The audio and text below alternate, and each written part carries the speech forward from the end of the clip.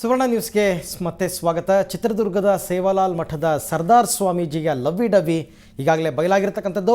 ಕಳೆದ 15 ವರ್ಷದಿಂದ ಯುವತಿಯೊಬ್ಬಳನ್ನು ಪ್ರೀತಿ ಮಾಡ್ತಾ ಇದ್ದ ಸ್ವಾಮೀಜಿ ಈಗ ಮದುವೆ ಆಗೋದಾಗಿ ನಂಬಿಸಿ ಮೋಸ ಮಾಡಿದ್ದಾನೆ. ದಾವಣಗೆರೆಯ ಮೊರಾರ್ಜಿ ಶಾಲೆಯಲ್ಲಿ ಶಿಕ್ಷಕಿಯಾಗಿರುವ ಈಕೆ ಈಗ ಸ್ವಾಮೀಜಿಯ ಮೋಸಕ್ಕೆ ಬಲಿಯಾಗಿ ಮಾಧ್ಯಮದ ಮುಂದೆ ಕಣ್ಣೀರಿಡ್ತಾ ಇದ್ದಾಳೆ. SSLC ಓದ್ತಾ ಇದ್ದಾಗಲೇ ಸ್ವಾಮೀಜಿ ಈಕೆಯನ್ನು ಪ್ರೀತಿ ಮಾಡ್ತಾ ಇದ್ದ. ಬಳಿಕ ಸ್ವಾಮೀಜಿಯಾದ ಮೇಲೂ ಕೂಡ ತನ್ನ ಪ್ರೀತಿಯನ್ನು ಮುಂದುವರಿಸಿದ. ಅಲ್ಲದೆ ಈಕೆ ವಾಸವಾಗಿರುವ ದಾವಣಗೆರೆಗೆ ಬಂದು ತನ್ನ ಚಪಲವನ್ನು ತೀರಿಸಿಕೊಂಡು ಹೋಗ್ತಿದ್ದ ಅಂತ ಸ್ವತಃ ಪ್ರೇಯಸಿಯೇ ಬಾಯ್ಬಿಟ್ಟಿದ್ದಾಳೆ. PUC ಫೇಲ್ ಆದ ಬಳಿಕ ಕರಾಟೆ ಮತ್ತಿತರ ಚಟುವಟಿಕೆಯಲ್ಲಿ ಭಾಗಿಯಾಗಿದ್ದ ಈತನನ್ನು ಕಂಡು ಚಿತ್ರದುರ್ಗದ ಸ್ವಾಮೀಜಿಗಳು ಈತನಿಗೆ ದೀಕ್ಷೆ ನೀಡಿ ಸೇವಾಲಾಲ್ ಆಶ್ರಮಕ್ಕೆ ಸ್ವಾಮೀಜಿ ಹಾಕಿಸಿದರು. ಆದರೆ ಕಾವಿ ತೊಟ್ಟ ಈ ಕಾಮಿಸ್ವಾಮಿ ಮಾತ್ರ ತನ್ನ ಚಪಲವನ್ನು ಬಿಡದೆ ಈಕೆಯೊಂದಿಗೆ ದೂರವಾಣಿಯಲ್ಲಿ ಅಸಭ್ಯವಾಗಿ ಮಾತನಾಡ್ತಾ ಲೈಂಗಿಕ ಕಿರುಕುಳವನ್ನು ನೀಡ್ತಿದ್ದ ಅಂತ ಪ್ರೇಯಸಿ ಹೇಳಿದ್ದಾಳೆ.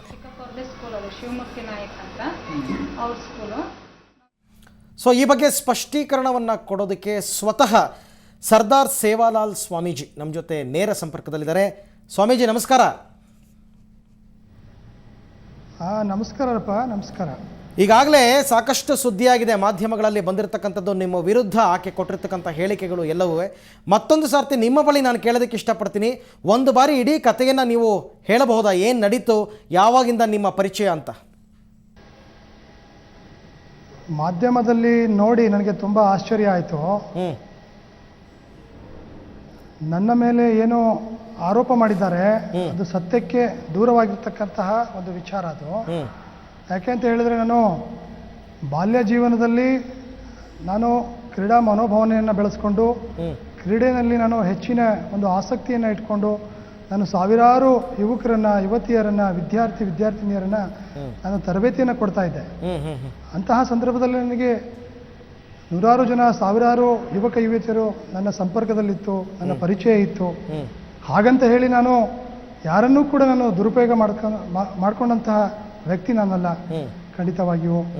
ಅದ ನಂತರದಲ್ಲಿ ನನಗೆ ವೈರಾಗ್ಯದ ಒಂದು ಆಧ್ಯಾತ್ಮಿಕದ ಕಡೆಗೆ ನನಗೆ ಒಲವಾಗಿ ನಾನು ದೀಕ್ಷೆ ಪಡೆದುಕೊಂಡು ನಾನು ಒಂದು ಪೀಠಕ್ಕೆ ನೇಮಕ ಆದ ನಂತರದಲ್ಲಿ ನನ್ನ ಮೇಲಿರ್ತಕ್ಕಂಥ ಒಂದು ಜವಾಬ್ದಾರಿಗಳು, ನನ್ನ ಮೇಲಿರ್ತಕ್ಕಂತಹ ಏನು ಮಹತ್ವವಾದಂತಹ ಕೆಲಸ ಕಾರ್ಯಗಳೇನಿದ್ದಾವೆ ಅದರಲ್ಲಿ ನಾನು ಹೆಚ್ಚು ತೊಡಗಿಸಿಕೊಂಡು ನಾನು ಹೋಗ್ತಾ ಇದ್ದೆ.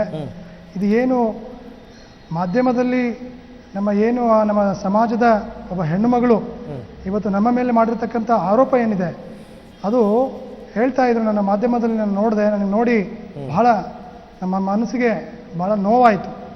ಏನು ಅಂತ ಹೇಳಿದ್ರೆ, ಆ ಎಂಬ ನನ್ನಲ್ಲಿ ಏನು ಸಂಪರ್ಕ ಇಟ್ಕೊಂಡಿತ್ತು ಅಂತ ಹೇಳಿದ್ರೆ, ನನಗೆ ತಂದೆ ಇಲ್ಲ, ತಾಯಿ ಇಲ್ಲ, ನಾನು ತುಂಬ ಕಷ್ಟದಲ್ಲಿದ್ದೇನೆ, ನಾನು ತೊಂದರೆದಲ್ಲಿದ್ದೇನೆ, ನೀವು ನನ್ನನ್ನು ಪ್ರೀತಿ ಮಾಡಿ ನನ್ನನ್ನು ಸಹಕರಿಸಿ ಅಂತ ಹೇಳಿ ನನಗೆ ಸುಮಾರು ವರ್ಷಗಳಿಂದಲೂ ನನ್ನ ಹಿಂದೆ ಬಿದ್ದಿದ್ಲು ಆ ಅಮ್ಮ. ನಾನು ಸುಮಾರು ವರ್ಷಗಳಿಂದ ನಾನು ಹೇಳ್ತಾನೆ ಬಂದಿದ್ದೇನೆ, ನೋಡಿ ನಾನು ಆಧ್ಯಾತ್ಮದ ಕಡೆಗೆ ನಾನಿದ್ದೇನೆ, ದಯಮಾಡಿ ನನ್ನ ಮಾರ್ಗದಲ್ಲಿ, ನನ್ನ ದಾರಿಯಲ್ಲಿ ತಾವು ಬರಲಿಕ್ಕೆ ಹೋಗಬೇಡಿ, ನಿಮ್ಮ ದಾರಿಯಲ್ಲಿ ನೀವು ಹೋಗಿ, ನಿಮ್ಮ ಏನು ಗುರಿ ಏನಿದೆ, ನಿಮ್ಮ ಕೆಲಸ ಕಾರ್ಯಗಳೇನಿದೆ ಅದ ಕಡೆ ನೀವು ಹೋಗಿ ಅಂತೇಳಿ ನಾನು ಭಾಳ ಸಲ ಹೇಳಿದ್ದೀನಿ. ಇಲ್ಲ ನನಗೆ ತೊಂದರೆ ಇದೆ, ನನಗೆ ಕಷ್ಟಗಳಿದೆ, ನೀವು ನನಗೆ ಸಹಕರಿಸಬೇಕು, ನನಗೆ ಸಹಕಾರವನ್ನು ನೋಡಬೇಕು ಅಂತ ಹೇಳಿ ನನಗೆ ಭಾಳ ವರ್ಷಗಳ ಹಿಂದೆ ಕೇಳ್ತಾ ಇದ್ರು. ಬಹುಶಃ ನನಗೆ ಇವತ್ತು ಅನ್ನಿಸ್ತು, ಇದು ಯಾವುದೋ ಒಂದು ಷಡ್ಯಂತ್ರ, ನನ್ನನ್ನು ಕಷ್ಟ ಇದೆ, ನನ್ನ ಕಷ್ಟಕ್ಕೆ ಪರಿಹಾರ ಕೊಡಿ ಅಂತ ಹೇಳ್ತಾ ಈ ಅಮ್ಮ ಇವತ್ತು ನನಗೆ ಈ ರೀತಿಯಲ್ಲಿ ಆಗಿರ್ತಕ್ಕಂಥ ಒಂದು ಮಾಧ್ಯಮದಲ್ಲಿ ನನ್ನ ಮೇಲೆ ಆರೋಪ ಮಾಡಿದಾಳೆ ಅಂತ ಹೇಳಿದ್ರೆ, ಬಹುಶಃ ಬಹಳ ಒಂದು ಕೆಟ್ಟ ಹೆಣ್ಮಗಳು ಅಂತೇಳಿ ನನಗೆ ಇವತ್ತು ಗೊತ್ತಾಗ್ತಾ ಇದೆ. ಯಾಕೆಂತ ಹೇಳಿದ್ರೆ, ಇದಕ್ಕೆ ನಾನು ಸ್ಪಂದಿಸಬಾರ್ದಾಗಿತ್ತು, ಇವರಿಗೆ ನಾನು ಸಹಕರಿಸಬಾರ್ದಾಗಿತ್ತು, ಇವರಿಗೆ ಯಾವುದೇ ರೀತಿಯಲ್ಲಿ ಸಾಂತ್ವನವನ್ನು ಹೇಳಬಾರ್ದಾಗಿತ್ತು. ಯಾಕೆಂತ ಹೇಳಿದ್ರೆ, ನಾನು ಪದೇ ನಾನು ಸಾಯ್ತೇನೆ ಅನ್ನುವಂಥ ಮಾತು ಹೇಳ್ತಾ ಇದ್ಲು ಆ ಅಮ್ಮ. ಅದಕ್ಕೆ ನಾವು ಹೇಳಿದ್ವಿ, ನೀವು ಯಾಕೆ ಸಾಯ್ತೀರಾ, ಸಾಯಬಾರ್ದು, ನೀವು ನಿಜವಾಗ್ಲೂ ನೀವು ಧೈರ್ಯವಾಗಿರಬೇಕು ಅನ್ನುವಂಥ ಒಂದು ಧೈರ್ಯವನ್ನು ತುಂಬ್ತಾ ಇದ್ದೇವೆ. ಯಾಕಂತ ಹೇಳಿದ್ರೆ, ನಮ್ಮ ಸಮಾಜದ ಹೆಣ್ಣುಮಗಳು ಈಗ ನಮ್ಮ ಹತ್ರ ಹೇಳ್ಕೊಳ್ಳದೆ ಇನ್ಯಾರ ಹತ್ರ ಹೇಳ್ಕೋಬೇಕು ಆ ಅಮ್ಮ. ಹಾಗಾಗಿ ನಾವು ಅದನ್ನು ಸ್ಪಂದಿಸ್ತಾ ಇದ್ವಿ. ಹಿಂದೆ ನನ್ನ ಏನು ಬಾಲ್ಯ ಜೀವನದಲ್ಲಿ ನನಗೆ ಸಂಪರ್ಕ ಇತ್ತು ಆ ಹೆಣ್ಣುಮಗಳು. ಯಾಕಂತ ಹೇಳಿದ್ರೆ ನಮ್ಮ ಜೊತೆ ಸಂಪರ್ಕ ಇರ್ಬೋದು, ಯಾಕಂದರೆ ನಮ್ಮ ಕುಲ ಬಾಂಧವರು ಅಂತೇಳಿ ನಾವು ಮಾತನಾಡ್ತಾ ಇದ್ವಿ, ಒಂದು ಸಂಪರ್ಕ ಇತ್ತು. ಅದೇ ಪ್ರೀತಿ ಅಂತೇಳಿ, ಅದೇ ಒಂದು ಹುಚ್ಚು ಅಂತ ಇಟ್ಕೊಂಡು ನಮ್ಮ ಇಲ್ಲಿವರೆಗೂ ಬರ್ತದೆ ಅಂತೇಳಿ ನಾನು ಭಾವಿಸ್ಕೊಂಡಿರಲಿಲ್ಲ. ಬಹುಶಃ ನನ್ನ ಪ್ರೀತಿಯನ್ನು ಪಡೆಯೋದಕ್ಕೆ ಆ ಅಮ್ಮ ಇಲ್ಲಿವರೆಗೂ ನನಗೆ ಈ ರೀತಿ ನನ್ನ ಹಿಂದೆ ಬಿದ್ದಿದ್ದಾಳೆ. ದಯಮಾಡಿ ಆ ಅಮ್ಮನಿಗೆ ನಾನು ಹೇಳೋದಿಷ್ಟೇ, ದಯಮಾಡಿ ಇನ್ಮೇಲಾದರೂ ದಯಮಾಡಿ ಇಂಥ ಒಂದು ಏನು ಈ ರೀತಿಯಾಗಿರ್ತಕ್ಕಂಥ ಒಂದು ಬ್ಲ್ಯಾಕ್ ಮೇಲ್ ತಂತ್ರ, ಯಾಕೆಂತ ಹೇಳಿದ್ರೆ ಇದು ಹಿಂದೆ ಕಾಣಲಾರ್ದಂತಹ ಕೈಗಳು ಷಡ್ಯಂತ್ರ ಇದೆ ಅಂತ ಹೇಳಿ ನಾನು ಭಾವಿಸ್ಕೊಳ್ತಾ ಇದ್ದೇನೆ. ಯಾಕೆಂತ ಹೇಳಿದ್ರೆ ಇವತ್ತು ಒಂದು ಮಾತನಾಡ್ತಕ್ಕಂಥ ಮಾತನ್ನ ಮೊಬೈಲಲ್ಲಿ ರೆಕಾರ್ಡ್ ಮಾಡಿ ಇವತ್ತು ಮಾಧ್ಯಮದಲ್ಲಿ ಬಂದು ಕೂರ್ತಾರೆ ಅಂತ ಹೇಳಿದ್ರೆ ಬಹುಶಃ ಈ ಒಂದು ಹೆಣ್ಮಗಳಲ್ಲಿ ಒಳ್ಳೆತನ ಇಲ್ಲ. ದಯಮಾಡಿ ಇದನ್ನು ಯಾವುದೋ ಒಂದು ಉದ್ದೇಶಪೂರ್ವಕವಾಗಿ ಮಾಡಿರ್ತಕ್ಕಂಥ ಒಂದು ಕುತಂತ್ರ ಅಂಥೇಳಿ ನನಗೆ ಅನಿಸ್ತಾ ಇದೆ. ದಯಮಾಡಿ ಹಾಗೇನಾದರೂ ನನ್ನ ಕಡೆಯಿಂದ ತಪ್ಪಾಗಿದ್ರೆ ಖಂಡಿತ ನಮ್ಮ ಸಮಾಜದ ಬಾಂಧವರನ್ನು ಎಲ್ಲರನ್ನ ನಾನು ಸೇರಿಸಿ ಅವ್ರನ್ನೂ ಕರೆಸ್ಬಿಟ್ಟು ನಾನು ಮುಂದಿನ ಕ್ರಮವನ್ನು ತೆಗೆದುಕೊಳ್ತೇನೆ ಸಾಹೇಬ್ರೆ ಅಂತ ಹೇಳ್ತೀನಿ. ಈಗ ಸ್ವಾಮೀಜಿಗಳೇ ಮುಗಿಸ್ತಾ ಇದ್ದಾನಪ್ಪ. ಅಲ್ಲಲ್ಲ, ನಿಮ್ಮ ಮಾತು ಮುಗಿಸೋದಲ್ಲ. ಇವಾಗ ಕೆಲವು ಹೊತ್ತಿನ ಮುಂಚೆ ಆಕೆಯ ಜೊತೆ ಕೂಡ ಮಾತನಾಡಿದೆ. ಆಕೆ ಹೇಳೋ ಪ್ರಕಾರ, ಆಕೆ ಹೇಳಿರೋದಕ್ಕೆ ನಿಮ್ಮಿಂದ ಸ್ಪಷ್ಟೀಕರಣವನ್ನು ನಾನು ಕೇಳೋದಕ್ಕೆ ಇಷ್ಟಪಡ್ತೀನಿ. ಆಕೆ 8ನೇ ತರಗತಿ ಮತ್ತು ನೀವು 10ನೇ ತರಗತಿಯಲ್ಲಿ ಓದ್ತಾ ಇದ್ದಾಗ ನಿಮ್ಮ ಪರಿಚಯವಾಯಿತು. ಆವಾಗ ನೀವು ಪ್ರೇಮ ನಿವೇದನೆ ಅಂದರೆ ಏನು ಪ್ರಪೋಸ್ ಮಾಡಿದ್ರು ಅಂತ ಹೇಳ್ತಾರೆ, ಆ ರೀತಿ ನೀವು ಆವಾಗಿಂದಲೂ ಕೂಡ ನನ್ನನ್ನು ಪ್ರೀತಿಸು ಅಂತ ನೀವು ಕೇಳ್ಕೊತಾ ಇದ್ದೆ ಅಂತ ಆಕೆ ಹೇಳಿದ್ಲು. ಇದು ನಿಜನಾ ಸುಳ್ಳ? ಸುಳ್ಳು, ಶುದ್ಧ ಸುಳ್ಳು. ನಾವು ಯಾವುದೇ ಕಾರಣಕ್ಕೂ ಅವ್ರನ್ನ ಪ್ರೀತಿ ಮಾಡಿಲ್ಲ. ಅವರೇ ನನ್ನನ್ನು ಪ್ರೀತಿ ಮಾಡ್ಕೊಂಡು ನಮ್ಮ ಹಿಂದೆ ಬಿದ್ದಿದ್ದಾರೆ. ಓಕೆ, ಅವರು ನಿಮ್ಮನ್ನ ಪ್ರೀತಿಸ್ತಾ ಇದ್ರು ಅಂದಾಗ ನೀವು ಯಾಕೆ ಅವಾಯ್ಡ್ ಮಾಡಲಿಲ್ಲ? ನಾನು ಹೇಳ್ತಾನೆ ಬರ್ತಾ ಇದ್ದೀನಿ ನೋಡಿ, 16 ವರ್ಷ ಅಂದ್ರೆ ನೀವು ವಿಚಾರ ಮಾಡಿ, 15ರಿಂದ 16 ವರ್ಷ ಅಂತ ಆ ಅಮ್ಮನ ಬಾಯಿನಲ್ಲಿ ಕೇಳ್ತಾ ಇದ್ದಾರೆ. ಇಲ್ಲಿವರೆಗೂ ಕೂಡ ನಾನು ಅವ್ರಿಗೆ ಬೇಡ ಅಂತಾನೆ ಹೇಳ್ತಾ ಇದ್ದೀನಿ. ನಾನು ಬೇಡ, ನಾನು ಆಧ್ಯಾತ್ಮಿಕದ ಕಡೆಗೆ ಒಲವಿದ್ದೇನೆ, ನನಗೆ ಗುರಿಗಳಿದೆ, ನಾನು ಸಮಾಜದಲ್ಲಿ ಸೇವೆ ಮಾಡಬೇಕು, ನನ್ನ ಜೀವನವನ್ನು ನಾನು ಸಾರ್ಥಕ ಮಾಡ್ಕೊಳ್ಬೇಕು, ನಾನು ಆತ್ಮಕಲ್ಯಾಣ ಮಾಡ್ಕೋಬೇಕು ಅಂತೇಳಿ ನಾನು ಭಾಳಷ್ಟು ನಾನು ಹೇಳ್ಕೊಡಿದೆ. ಆದರೂ ಆ ಅಮ್ಮ ಇಲ್ಲಿವರೆಗೂ ಕೂಡ ನನ್ನ ಹಿಂದೆ ಬಿದ್ದಿರುವಂಥದ್ದು ನನಗೆ ತುಂಬ ಆಶ್ಚರ್ಯ. ನೀವು ಸ್ವಾಮೀಜಿಯಾಗಿ ದೀಕ್ಷೆ ಸ್ವೀಕರಿಸಿದ ನಂತರ ದಾವಣಗೆರೆಗೆ ಹೋಗಿ ಅವರನ್ನ ಭೇಟಿ ಆಗ್ತಾ ಇದ್ರಿ, ದಾವಣಗೆರೆಯ ಬೀದಿಗಳಲ್ಲಿ ಅವ್ರ ಜೊತೆನಲ್ಲಿ ನೀವು ನಡ್ಕೊಂಡು ಹೋಗ್ತಾ ಇದ್ರಿ. APMC ಹತ್ರ ಹೋದಾಗ ನಿನ್ನನ್ನು ಮದುವೆ ಆಗ್ತೀನಿ ಅಂತ ಸಾಯಿಬಾಬಾ ಮತ್ತೆ ಬುದ್ಧನ ಮೇಲೆ ಆಣೆ ಮಾಡಿದ್ದೀರಾ ನೀವು ಅಂತಕ್ಕಂಥ ಆರೋಪ ಮಾಡಿದ್ದಾರೆ. ಇದಕ್ಕೇನು ಹೇಳ್ತೀರಾ? ಈಗ ಅದರ ಬಗ್ಗೆ ಏನಾದರೂ ದಾಖಲೆಗಳಿದ್ರೆ ತೋರಿಸ್ಲಿ, ಖಂಡಿತ ನಾನು ಅದಕ್ಕೆ ತಲೆ ಬಾಗ್ತೇನೆ. ಸುಮ್ಮನೆ ಹುಟ್ಟಿಸ್ಕೊಂಡು ಹೇಳುವಂಥದ್ದಲ್ಲ. ಏನು ನನಗೆ ಕಷ್ಟ ಇದೆ, ನನಗೆ ನೋವಿದೆ, ನನಗೆ ಬೇಸರ ಆಗ್ತದೆ, ತಾವು ಮಾತನಾಡಿದ್ರೆ ನನಗೆ ಸಮಾಧಾನ ಆಗ್ತದೆ ಸ್ವಾಮೀಜಿ ಅನ್ನುವಂಥ ಒಂದು ಹಿನ್ನೆಲೆಯಲ್ಲಿ ನಾವು ಮಾತಾಡ್ತಾ ಇದ್ದೇವೆ ಬಿಟ್ಟರೆ ಇನ್ನು ಯಾವುದೇ ಭೇಟಿ ಮಾಡುವಂಥದ್ದು ಇದುವರೆಗೂ ಅವ್ರು ಎಲ್ಲಿ ರೂಢಿ ಮಾಡ್ತಾ ಇದ್ದಾರೆ, ಅವ್ರು ಎಲ್ಲಿದ್ದಾರೆ, ಅವ್ರ ಮನೆ ಎಲ್ಲಿದೆ, ಆ ಅಮ್ಮ ಏನು ಮಾಡ್ತಾ ಇದ್ದಾಳೆ ಅಂತ ನಾನು ಇಲ್ಲಿವರೆಗೂ ನಾನು ನೋಡಿಲ್ಲ, ಅದನ್ನು ಕೇಳಿಲ್ಲ.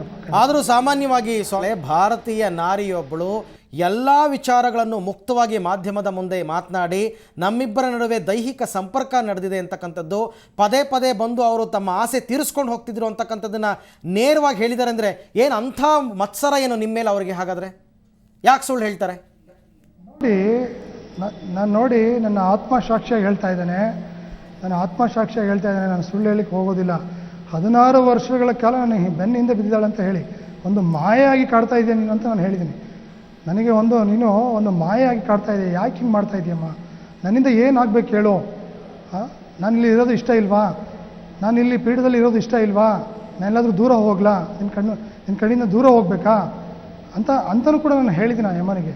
ಇನ್ನೇನು ಹೇಳಬೇಕು, ಇನ್ನು ಯಾವ ರೀತಿಯಲ್ಲಿ ನಾನು ಒಲಿಸ್ಬೇಕು ಅವರಿಗೆ? ಹಾಗಲ್ಲ, ಇವಾಗ ನಮ್ಮನ್ನು ಕೂಡ ಸ್ವಾಮೀಜಿಗಳಾಗಿ ದೀಕ್ಷೆ ತಗೊಂಡು ಆನಂತರ ಸಂಸಾರದತ್ತ ಒಲವನ್ನು ಹೊಂದಿ ದೀಕ್ಷೆಯನ್ನು ಕಳಚಿ ಮದುವೆಯಾದ ಉದಾಹರಣೆಗಳಿದೆ. ನೀವು ಅವ್ರ ಮೇಲೆ ಆ ಥರ ಆಸೆ ಇದ್ದರೆ ನೀವು ಹಾಗೆ ಮಾಡ್ಬೋದಾಗಿತ್ತು. ಸ್ವಾಮೀಜಿಯನ್ನು ಮುಖವಾಡ ಧರಿಸ್ಕೊಂಡು ಯಾಕಿಂತ ಅನಾಚಾರಗಳು ಮಾಡಬೇಕು ಅಂತ? ಖಂಡಿತ ಅಂತ ಯಾವುದೇ ದಾಖಲೆಗಳು ಅವರು ಸಿಕ್ಕರೆ ಅದನ್ನು ನಾನು ತಲೆ ಬಾಗ್ತೇನ್ರಪ್ಪ. ಖಂಡಿತ ಆ ರೀತಿಯಲ್ಲಿ ಯಾವುದಲ್ಲ. ಇವಾಗ ಒಳಗಡೆ ಒಂದು 4 ಗೋಡೆಗಳ ಮಧ್ಯದಲ್ಲಿ ಏನು ನಡೆದಿರುತ್ತೆ ಅನ್ನೋದಕ್ಕೆ ದಾಖಲೆ ವಿಡಿಯೋ ರೆಕಾರ್ಡಿಂಗ್ ಮಾಡ್ಕೊಂಡು ಇಟ್ಕೊಳಕ್ಕಾಗತ್ತ ಅವ್ರ ಕೈಲಿ? ಖಂಡಿತ ಅದೇ ಹೇಳೋದು. ಅದಕ್ಕೆ ಆತ್ಮಸಾಕ್ಷಿ ಅನ್ನೋದು ಇರ್ತಾರೆ. ಆ ಆತ್ಮಸಾಕ್ಷಿಯಾಗಿ ಆ ಅಮ್ಮ ಮಾತನಾಡಬೇಕು. ಹಾಗಾದ್ರೆ ಖಂಡಿತ ಇರ್ಬೋದ್ರಪ್ಪ. ಯಾಕಂತ ಹೇಳಿದ್ರೆ ಇವತ್ತು ಮಾಧ್ಯಮದ ಮುಂದೆ ಬಂದು ನಮ್ಮ ಮೇಲೆ ಆರೋಪ ಮಾಡ್ತಾ ಇದ್ದಾರೆ ಅಂತ ಹೇಳಿದ್ರೆ ನಾನು ಮಾಡಿದಾದ್ರೂ ಏನು, ನಾನೇನಾದರೂ ಅವ್ರಿಗೆ ಬೆದರಿಕೆ ಹಾಕಿದ್ನಾ, ಅನ್ಯಾಯ ಮಾಡಿದ್ದೀನಾ, ಅವ್ರ ಮನೆಯವರಿಗೆ ಏನಾದ್ರು ತೊಂದರೆ ಕೊಟ್ಟಿದ್ದೀನಾ, ಯಾರಿಗಾರು ಪ್ರಾಣ ತೆಗೆದಿದ್ದೀನಾ, ಏನು ಮಾಡಿದ್ದೇನೆ ಹೇಳಿ?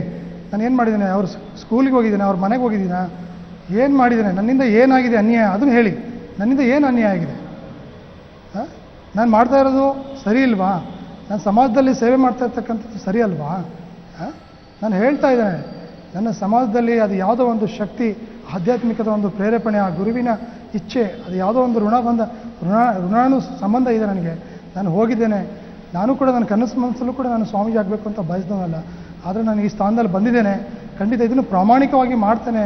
ಇಂಥ ಒಂದು ವಿಚಾರದಲ್ಲಿ ತಾವು ಯಾರು ಕೂಡ ಅಡ್ಡಿಪಡಿಸಬೇಡಿ, ದಯಮಾಡಿ ನಿಮ್ಮ ದಾರಿನ ನೀವು ನೋಡ್ಕೊಳ್ಳಿ ಅನ್ನೋಂಥ ಮಾತನ್ನು ನಾನು ಬಹಳ ಸರಿ ನಾನು ಹೇಳಿದ್ದೇನೆ ಒತ್ತಿ. ಆದರೆ ಅದನ್ನು ಯಾವತ್ತೂ ನನ್ನಿಂದ ಅವರು ಕೆಲವು ಏನು ಫೋನಿನ ಮೂಲಕವಾಗಿ ಅದನ್ನು ರೆಕಾರ್ಡ್ ಮಾಡ್ಕೊಂಡಿದ್ದಾರೆ ಅನ್ನೋಂಥ ನಾನು ವಿಚಾರ ಕೇಳಿದೆ. ಬಹುಶಃ ಆ ಮಾತನಾಡ್ತಿರ್ತಕ್ಕಂಥ ವಾಯ್ಸು ಕೂಡ ಅದು ನಂದು ಹೌದು ಅಲ್ವಾ ಅಂತೇಳಿ ನನಗೆ ಅನುಮಾನ ಕಾಡ್ತಾ ಇದೆ. ಯಾಕಂತ ಹೇಳಿದ್ರೆ ಅದನ್ನು ಹುಟ್ಟಿಸ್ಕೊಂಡು ಯಾವುದೋ ತಂತ್ರಗಾರಿಕೆಯನ್ನು ಬಳಸ್ಕೊಂಡು ಮಾಡಿರತಕ್ಕಂಥ ವಿಚಾರನೂ ಇರಬಹುದು. ಹಾಗೆ ಇನ್ನೊಂದು ಆರೋಪ ಮಾಡಿದ್ದಾರೆ, ನಡುರಾತ್ರಿನಲ್ಲಿ ನೀವು ಕಾಲ್ ಮಾಡ್ತಾ ಇದ್ರಿ, ಅಸಭ್ಯವಾಗಿ ಅಶ್ಲೀಲವಾಗಿ ಮಾತನಾಡ್ತಾ ಇದ್ರಿ, ಅವ್ರನ್ನ ಮತ್ತೆ ಪ್ರವೋಕ್ ಮಾಡ್ತಾ ಇದ್ರಿ ಅಂತೆಲ್ಲ ಹೇಳ್ತಾ ಇದ್ದಾರೆ. ರಾತ್ರಿ ಹೊತ್ತು ನೀವು ಮಧ್ಯರಾತ್ರಿನಲ್ಲಿ ಕಾಲ್ ಮಾಡಿ ಮಾತನಾಡ್ತಕ್ಕಂಥದ್ದು ಏನು ಅಂತ ನೋಡಿ. ಇವರೇ, ಮಧ್ಯರಾತ್ರಿಯಲ್ಲಿ ನಾನು ಕಾಲ್ ಮಾಡಿಲ್ಲ. ನೀವು ಕಾಲನ್ನು ನೋಡಿ, ನಿಮಗೆ ನೋಡಿ ಯಾರ ಕಡೆಯಿಂದ ಕಾಲ್ ಬಂದಿದೆ, ಯಾರು ಮಾಡಿದ್ದಾರೆ, ಯಾರು ಹೆಚ್ಚು ಮಾತಾಡಿದ್ದಾರೆ, ಯಾವ ಫೋನಿಂದ ಮಾತಾಡಿದ್ರೆ ಅಂತ ಕಾಲನ್ನು ನೀವು ತೆಗೆಸ್ಕೊಳ್ಳಿ, ನಿಮ್ಗೆ ಗೊತ್ತಾಗ್ತದೆ. ಹಾಗಾದ್ರೆ ನೀವು ಹೇಳೋ ಪ್ರಕಾರ ನೀವು ಒಂದು ಮಿಸ್ಡ್ ಕಾಲ್ ಕೊಡ್ತಾ ಇದ್ರಿ, ಅವ್ರು ಆ ಕಡೆಯಿಂದ ಕಾಲ್ ಮಾಡ್ತಿದ್ರು ಅಂತನಾ? ಸತ್ಯವಾಗ್ಲೂ ಇಲ್ಲ, ಮಿಸ್ ಕಾಲ್ ಕೊಡಲಿಕ್ಕೆ ನಾವು ಹೋಗಿಲ್ಲ. ಇದನ್ನು ಎಲ್ಲ ಹುಟ್ಟಿಸ್ಕೊಂಡು ಹೇಳ್ತಾ ಇದ್ದಾರೆ. ನಮ್ಮ ಮೇಲೆ ಏನೋ ಒಂದು ಗೂಬೆಯನ್ನು ಕೂರಿಸ್ಬೇಕು, ನನಗೆ ಏನಾದರೂ ಮಾಡಿ ಆರೋಪ ಮಾಡಿ. ನಾವು ಅದೇ ಕೇಳ್ತೀವಿ, ಯಾಕೆ ನಿಮ್ಮ ಮೇಲೆ ಅಷ್ಟು ದ್ವೇಷ ಅವ್ರಿಗೆ? ನೀವು ಹೇಳಿದ್ದೀರಾ ಹಾಗಾದ್ರೆ ಅವ್ರಿಗೆ? ನಾನು ಅದನ್ನೇ ಹೇಳ್ತಾ ಇದ್ದೀನಿ. ಅದು ಏನೋ ಅದನ್ನ ಕೇಳಿದ್ರೆ ಹೇಳ್ತಾರೆ, ನನಗೆ ಅದು ಏನೋ ನಿಮ್ಮ ಮೇಲೆ ನನಗೆ ಪ್ರೀತಿ, ನಿಮ್ಮನ್ನು ಪಡಿಬೇಕು, ನಿಮ್ಮ ಪ್ರೀತಿ ನನಗೆ ಬೇಕು ಅಂತಲೇ ನನಗೆ ಹೇಳ್ತಾ ಇದೆ ಅಮ್ಮ. ಅದನ್ನು ನಾನು ಹೇಳ್ತಾ ಇದ್ದೀನಿ. ನಾನು ಬೇರೆ ಯಾವುದೋ ಒಂದು ಕ್ಷೇತ್ರದಲ್ಲಿದ್ದರೆ ಅದು ಏನೋ ಒಂದು ಮಾಡ್ಬೋದಿತ್ತು. ಆದರೆ ಈ ಒಂದು ಆಧ್ಯಾತ್ಮಿಕ ಕ್ಷೇತ್ರದಲ್ಲಿ, ಇಂಥ ಒಂದು ಪವಿತ್ರ ಒಂದು ಕ್ಷೇತ್ರದಲ್ಲಿ ನಾನಿದ್ದೇನೆ. ಈ ಒಂದು ಕ್ಷೇತ್ರದಲ್ಲಿ ಇರಬೇಕಾದ್ರೆ ಇವೆಲ್ಲ ಮಾಡಲಿಕ್ಕೆ ಸಾಧ್ಯನೇ ಇಲ್ಲ, ನನ್ನಿಂದ ಆಗೋದಿಲ್ಲ. ಖಂಡಿತ ದಯಮಾಡಿ ಕ್ಷಮಿಸ್ಬಿಡಿ ಅನ್ನೋಂಥ ಮಾತನ್ನು ನಾನು ಕೂಡ ಹೇಳಿದ್ದೇನೆ. ಓಕೆ, ಕೇವಲ ಪ್ರೀತಿ ಆಕೆಗೆ ಸಿಗಲಿಲ್ಲ ಅನ್ನೋ ಒಂದೇ ಒಂದು ಕಾರಣಕ್ಕೆ ಎಂಥ ಗುರುತರವಾದ ಅಪವಾದ ನಿಮ್ಮ ಮೇಲೆ ಹೊರಿಸ್ತಾ ಇದ್ದಾರೆ ಅಂತಂದ್ರೆ, ಅಂದ್ರೆ ಇನ್ನೂ ನೇರವಾಗಿ ಹೇಳಬೇಕು ಅಂದ್ರೆ ನಾಚಿಕೆ ಬಿಟ್ಟು ನಡೆದಿರ್ತಕ್ಕಂಥ ಎಲ್ಲಾ ವಿಚಾರನ ಮೀಡಿಯಾ ಮುಂದೆ ಹೇಳ್ಕೊಂಡಿದ್ದಾರೆ ಅವರು. ಖಂಡಿತ ಅದು ಏನೋ ಅವ್ರಿಗೆ ಬಿಟ್ಟಿರತಕ್ಕಂಥ ವಿಚಾರ, ಅದನ್ನು ಹುಟ್ಟಿಸ್ಕೊಂಡು ಹೇಳ್ತಾ ಇದ್ದಾರೋ ಅಥವಾ ಅದನ್ನು ಕಟ್ಕೊಂಡು ಹೇಳ್ತಾ ಇದ್ದಾರೋ ನನಗೆ ಗೊತ್ತಾಗ್ತಾ ಇಲ್ಲ. ನಾನು ಅವ್ರ ಬಗ್ಗೆ ನಾನು ಆರೋಪ ಮಾಡಲಿಕ್ಕೆ ಹೋಗೋದಿಲ್ಲ. ಆ ಅಮ್ಮನ ಬಗ್ಗೆ, ಆ ಅಮ್ಮ ಪ್ರೀತಿ ಮಾಡ್ತಾ ಇತ್ತು, ಕಷ್ಟಗಳು ಅಂತ ನನ್ನ ಹತ್ರ ಹೇಳ್ಕೊಳ್ತಾ ಇತ್ತು. ಆ ಕಷ್ಟಕ್ಕೆ ನಾನು ಸ್ಪಂದಿಸಿದ್ದೇನೆ. ನನ್ನ ಮಾತಿಗೂ ನಾನು ಸಾಯ್ತೇನೆ ಅನ್ನುವಂಥ ಒಂದು ಮಾತುಗಳು ಹೇಳ್ತಾ ಇದ್ರು. ಅದಕ್ಕೆ ನಾನು ಅವರಿಗೆ ಧೈರ್ಯ ಹೇಳ್ತಾ ಇದ್ದೆ, ಸಮಾಧಾನ ಹೇಳ್ತಾ ಇದ್ದೆ. ಬಿಟ್ಟರೆ ದಯಮಾಡಿ ನಾನು ಯಾವುದೇ ರೀತಿಯಲ್ಲೂ ಕೆಟ್ಟದಾಗಿ ನಾನು ಅವರನ್ನು ಬಳಸ್ಕೊಂಡಿಲ್ಲ, ಅವ್ರ ಜೊತೆಗೆ ನಾನು ನಡ್ಕೊಂಡಿಲ್ಲ. ದಯಮಾಡಿ ಇದು ಸತ್ಯವಾಗಿರ್ತಕ್ಕಂಥ ಒಂದು ವಿಚಾರ ಅಂತೇಳಿ ತಮ್ಮಲ್ಲಿ ನಾನು ವ್ಯಕ್ತಪಡಿಸ್ಲಿಕ್ಕೆ ಇಷ್ಟಪಡ್ತೀನಿ. ಓಕೆ, ನೀವು ಅವ್ರನ್ನ ಲಾಸ್ಟ್ ಮೀಟ್ ಮಾಡಿದ್ದು ಯಾವಾಗ? ನನಗೆ ಕಳೆದ ಶನಿವಾರ ಅವರು ಮತ್ತು ಅವರ ಶಾಲೆಯಲ್ಲಿರ್ತಕ್ಕಂಥ ಅವರ ಶಿಕ್ಷಕರು ಬಂದರು. ಅವರು ಅದೇ ವಿಚಾರಕ್ಕೆ ಕೇಳಲಿಕ್ಕೆ ಬಂದರು. ಅವರು ಈ ರೀತಿ ಆಗಿದೆ ಸ್ವಾಮೀಜಿ, ಹೀಗೆಲ್ಲ ಮಾಡಿದ್ದಾರೆ ಅಂತ ಹೇಳಿದ್ರು. ಅವ್ರ ಕಡೆಯಿಂದ ಬಂದಿದ್ದಾರೆ, ಅದಕ್ಕೆ ಏನು ತಮ್ಮ ಸಲಹೆ ಅಂತ ಕೇಳಿದ್ರು. ನಾನು ಹೇಳಿದೆ, ನೀವು ದೇವ್ರ ಥರ ಬಂದಿದ್ದೀರಾ, ಖಂಡಿತ ಕೂತ್ಕೊಳ್ಳಿಯಪ್ಪ. ನೋಡಿ, ನಮ್ಮ ಬಗ್ಗೆ ಈ ರೀತಿ ವಿಚಾರ ಮಾಡ್ತಾ ಇದ್ದಾರೆ. ನಾನು ಹೇಳ್ತಾನೆ ಬಂದಿದ್ದೀನಿ ಇದೇ ವಿಚಾರ. ನಿಮಗೆ ಈಗ ಏನು ನನ್ನ ಮಾಧ್ಯಮದ ಮುಂದೆ ಹೇಳಿದೆ, ಇದೇ ವಿಚಾರ ನಾನು ಅವ್ರ ಹತ್ರ ಹೇಳಿದೆ. ಹಿಂಗಿದೆ ನೋಡಿ, ನಾನು ಹೇಳಿದ್ದೀನಿ ಈ ಸ್ಥಾನದಲ್ಲಿದ್ದು ನಾನು ಈ ಥರ ಮಾಡಬಾರ್ದು. ಆದರೆ ಆ ಅಮ್ಮ ನನಗೆ ಫೋನಿನಲ್ಲಿ ನನಗೆ ಮದುವೆ ಆಗಿ, ನನಗೆ ಪ್ರೀತಿ ಮಾಡಿ, ನನಗೆ ನೀವು ಸ್ಪಂದಿಸಿ ಅನ್ನುವಂಥ ಮಾತನ್ನು ನನಗೆ ಸುಮಾರು ವರ್ಷಗಳಿಂದ ನನ್ನ ಹಿಂದೆ ಬಿದ್ದಿದ್ದಾಳೆ. ನೋಡಿ, ನೀವಾದ ತಿಳ್ಕೊಂತ ಆ ಏನು ಶಿಕ್ಷಕರು ಕೂಡ ಅವರಿಗೆ ಬೈದರು. ಅವರು ಕೂಡ ನಮಗೂ ಕೂಡ ಬುದ್ಧಿವಾದ ಹೇಳಿದ್ರು, ಆ ಅಮ್ಮನಿಗೂ ಕೂಡ ಬೈದರು. ಖಂಡಿತ ಭಾಳ ಒಳ್ಳೆಯ ವಿಚಾರ ಹೇಳಿದ್ರು ನಮ್ಮ ಶಿಕ್ಷಕರು. ಖಂಡಿತ ನನಗೆ ಅವ್ರ ಬಗ್ಗೆ ನನಗೆ ಭಾಳ ಗೌರವ ಇದೆ. ಅವ್ರು ಹೇಳಿದ್ರು, ಇನ್ಮೇಲೆ ನೀವು ಕೂಡ ಮಾತನಾಡಬೇಡಿ, ಅವರು ಕೂಡ ಮಾತನಾಡಬಾರ್ದು ಅನ್ನೋಂಥ ಒಂದು ಕಂಡೀಷನ್ ಮಾಡಿದ್ರು. ಆಯಿತು, ಖಂಡಿತ ನನ್ನ ಕಡೆಯಿಂದ ಯಾವತ್ತೂ ಕೂಡ ನಾನು ಫೋನ್ ಮಾಡೋದಿಲ್ಲ, ಅವರು ಕೂಡ ಫೋನ್ ಮಾಡೋದು ಬೇಡ ಅನ್ನೋಂಥ ಮಾತನ್ನು ಹೇಳಿದರು. ಅಲ್ಲಿಗೆ ಅವ್ರ ಪಾಡಿಗೆ ಅವ್ರು ಹೋದರು. ಖಂಡಿತ ಆಗಲಿ ಅಂತೇಳಿ ನಾನು ಧನ್ಯವಾದ ಅಂತ ಹೇಳಿ ನಾನು ಕಳಿಸ್ತೀನಿ. ಅಲ್ಲ, ಆದರೂ ಒಂದು ಅನುಮಾನ ಮೂಡುತ್ತೆ ಸ್ವಾಮೀಜಿ, ಏನಂದರೆ ನಿಮಗೆ ಗೊತ್ತಿತ್ತು ಅವ್ರು ನಿಮ್ಮ ಮೇಲೆ ಬಲವಂತವಾಗಿ ನನ್ನನ್ನು ಪ್ರೀತಿಸಿ ಅಂತ ಹೇಳ್ತಾ ಇದ್ದಾರೆ ಅಂತ. ಆದರೂ ಕೂಡ 16 ವರ್ಷಗಳು ಸತತವಾಗಿ ಆಕೆಯ ಜೊತೆ ನೀವು ಸಂಪರ್ಕ ಇಟ್ಕೊಳ್ಳೋಕ್ಕೆ ಕಾರಣ ಏನು? ನೀವು ಅವ್ರನ್ನ ಅವಾಯ್ಡ್ ಮಾಡ್ಬೋದಾಗಿತ್ತು, ಮಠಕ್ಕೆ ಬರೋದನ್ನು ತಡಿಬೋದಾಗಿತ್ತು, ಅಥವಾ ಅವ್ರ ಕಾಲ್ ಬಂದರೆ ರಿಸೀವ್ ಮಾಡದೇ ಇರೋಂಗಿರ್ಬೋದಾಗಿತ್ತು. ಬೇಡ, ಎಲ್ಲವೂ ಮೀರಿದ್ರೆ ನೀವೇ ಮಾಧ್ಯಮದವರ ಮುಂದೆ ಬಂದು ಹೇಳ್ಕೊಬೋದಾಗಿತ್ತು ಹಿಂಗಾಗ್ತಾ ಇದೆ ಅಂತ. ಇಲ್ಲಿ ತನಕ ಸುಮ್ಮನಿದ್ದು ಇವತ್ತು ನಾನು ಏನೂ ಮಾಡಿಲ್ಲ ಅಂದರೆ ಹೇಗೆ? ನೋಡಿ ಸರ್, ಈ ವಿಚಾರದಲ್ಲಿ ಅವರು ಹುಟ್ಟು ಬೆಳೆದಂತಹ ನಗರ ಇದೆ, ದಾವಣಗೆರೆಯಲ್ಲೇ ಒಂದು ನಗರ ಇದೆ. ಅದೇ ನಗರಕ್ಕೆ ಹೋಗ್ಬಿಟ್ಟು ಅವ್ರ ಬಗ್ಗೆ ನೀವು ಒಂದು ಇಂಟ್ರ್ಯೂ ಮಾಡಿ, ಅವ್ರನ್ನ ಕೇಳಬೇಡಿ. ಅಕ್ಕಪಕ್ಕದಲ್ಲಿರ್ತಕ್ಕಂಥ ಅವರ ಸಂಬಂಧಿಕರನ್ನ ನೀವು ಕೇಳಿ. ನಿಜವಾಗಲೂ ನಾವು ಏನಾದರೂ ಕೆಟ್ಟ ಅಭಿಪ್ರಾಯಗಳನ್ನು, ಅವ್ರಿಗೇನಾದರೂ ಅನ್ಯಾಯ ಮಾಡಿದರೆ, ನಾನು ಅವ್ರಿಗೇನಾದರೂ ಕೆಟ್ಟ ದೃಷ್ಟಿಯಲ್ಲಿ ನೋಡಿದರೆ, ನನ್ನಿಂದ ಅನ್ಯಾಯ ಆಗಿದರೆ, ನೀವು ಅದನ್ನು ಬೇಕಾದರೆ ಅವರು ಹೇಳಿದ ನಿಜ ಆದರೆ ನಾನು ಅದಕ್ಕೆ ತಲೆ ಬಾಗ್ತೇನೆ. ನೀವು ನಿಜವಾಗ್ಲೂ ಸತ್ಯವನ್ನು ತಿಳ್ಕೊಳ್ಳಿ, ಆ ನಗರಕ್ಕೆ ಹೋಗಿ ಭೇಟಿ ಕೊಡಿ, ಎಲ್ಲರ ಅಭಿಪ್ರಾಯಗಳನ್ನ, ಸಾರ್ವಜನಿಕರ ಅಭಿಪ್ರಾಯನ ಕೇಳಿ. ನಿಜವಾಗ್ಲೂ ಇದರಲ್ಲಿ ಏನಾದರೂ ಸುಳ್ಳಿತ್ತು ಅಂತ ಹೇಳಿದ್ರೆ ಖಂಡಿತ ನಾನು ಅದಕ್ಕೆ ತಲೆ ಬಾಗ್ತೀನಿ. ಅಲ್ಲ, ತಲೆ ಬಾಗ್ತೀನಿ ಅಂತ ಹೇಳ್ತಾ ಇದ್ದೀರಾ. ಸಾಕಷ್ಟು ದಾಖಲೆಗಳು ಸಿಕ್ಕಿ ಒಂದು ವೇಳೆ ನೀವೇ ತಪ್ಪಿತರು ಅಂತ ಪ್ರೂವ್ ಆದರೆ ನೀವೇನು ಮಾಡ್ತೀರಾ? ತಲೆ ಬಾಗಿದ್ರೆ ಪರಿಸ್ಥಿತಿ ಅಂದರೆ ನ್ಯಾಯ ಸಿಕ್ಕಂಗೆ ಆಗಲ್ಲ. ಅವರ ಆಗ್ರಹ ಒಂದೇ, ನಾನು ಕೇಳಿದೆ ನಿಮ್ಮ ಕೊನೆಯ ಮಾತೇನು ಅಂತ. ಸಾರ್ವಜನಿಕವಾಗಿ ಎಲ್ಲರ ಮುಂದೆ ಆತ ನನ್ನನ್ನು ಮದುವೆ ಆಗಬೇಕು ಅಂತ ಕೇಳ್ಕೊಂಡಿದ್ದಾರೆ. ಈಗ ಖಂಡಿತ ನಾನೇನು ಹೇಳ್ತೇನೆ ಅಂದರೆ, ನಮ್ಮ ಸಮಾಜದ ಬಾಂಧವರನ್ನೆಲ್ಲ ನಾನು ಸೇರಿಸ್ತೇನೆ. ನಮ್ಮ ಸಮಾಜದ ಮುಖಂಡರಿದ್ದಾರೆ, ನಮ್ಮ ಸಮಾಜದ ಬಾಂಧವರನ್ನೆಲ್ಲ ನಾವು ಸೇರಿಬಿಟ್ಟು ಅವ್ರನ್ನೂ ಕರೆಸಿ ಒಂದು ತೀರ್ಮಾನ ಕೈಗೊಳ್ತಾರಪ್ಪ. ಖಂಡಿತ. ಅಲ್ಲ, ಏನು ತೀರ್ಮಾನ ಅಂತ? ಈಗ ಸಮಾಜದ ಬಾಂಧವರು ಬೇಕಾ ಇದಕ್ಕೆ? ನಿಜವಾಗ್ಲೂ ಯಾಕಂದ್ರೆ ಅಲ್ಲ, ನೀವು ತಪ್ಪಿತಸ್ಥರು ಅಂದರೂ ಕೂಡ ನಿಮ್ಮ ಸಮಾಜದ ಬಾಂಧವರು ನಿಮ್ಮನ್ನ ಸಮರ್ಥಿಸ್ಕೋತಾರ? ಖಂಡಿತ ಖಂಡಿತ. ನಾನು ಹೇಗೆ ಅಂತ ಹೇಳಿ, ನಾನು ಯಾವ ರೀತಿಯಲ್ಲಿ ಇದ್ದೇನೆ ಅಂತ ಹೇಳಿ ನನ್ನ ಪ್ರತಿಯೊಬ್ಬ ಸಮಾಜದ ಬಾಂಧವರಿಗೆ ಗೊತ್ತಿದೆ. ಖಂಡಿತ ನೀವು ನೋಡಿ, ನನಗೆ ಆ ರೀತಿಯಲ್ಲಿದ್ದರೆ ಅವ್ರು ನನ್ನನ್ನು ಇಷ್ಟೊತ್ತಿಗೆ ನನಗೆ ಎಷ್ಟು ಫೋನಲ್ಲಿ ನನಗೆ ಬೈತಾ ಇದ್ರೋ ಗೊತ್ತಿಲ್ಲ.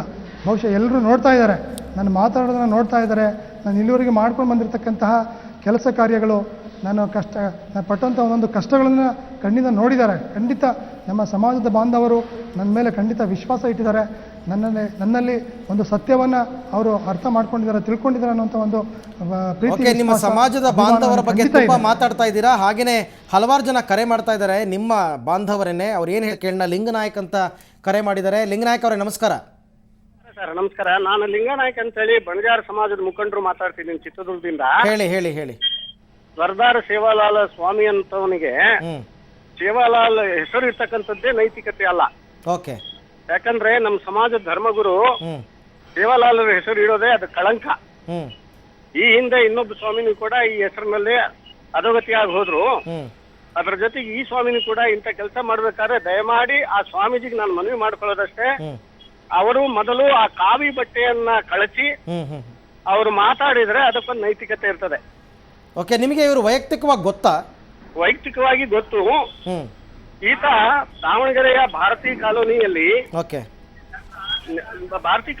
ಓದುತ್ತಿದ್ದ ಸಂದರ್ಭದಲ್ಲಿ ಈತ ಏನು ಶೇಖರಪ್ಪ ನಗರದಿಂದ ಮುನ್ಸಿಪಾಲಿಟಿ ಎಲೆಕ್ಷನ್ ನಿಂತಿದ್ದ.